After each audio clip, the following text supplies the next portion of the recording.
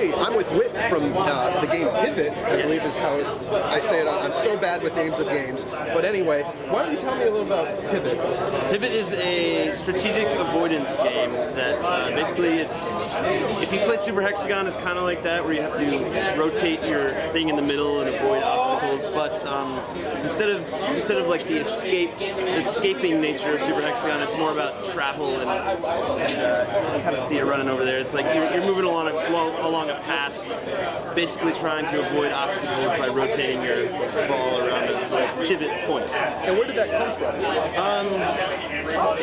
It's kind of an iterative design. Like I started by making this basic game idea where there was a ball on a path that just moved, and it was kind of cool, but it got a little boring. So instead of having the ball on a path, I made it so that the ball was on a stick that was on the path, and then that rotated around, and then over time just started making new obstacles, and it became bigger and bigger. But I wanted to keep it true to that basic, like really basic game mechanic, so that it was just focused on the rotating back and forth.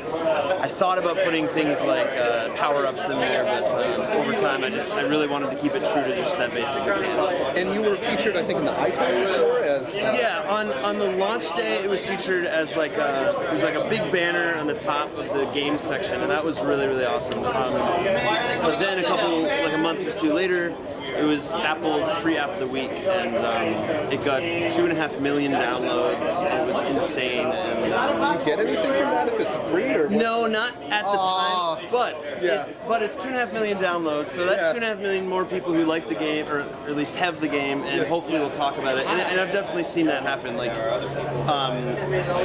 made like the day before the feature was like $22. And then the day after the feature, it made like 100 times that. So like, it was very much worth it. So people telling their friends, "Hey, you missed out on exactly. it. I got it for free." Exactly. And I actually search Twitter a lot, like for Pivvot, and sometimes I see like, "God damn it, Pivvot is paid now."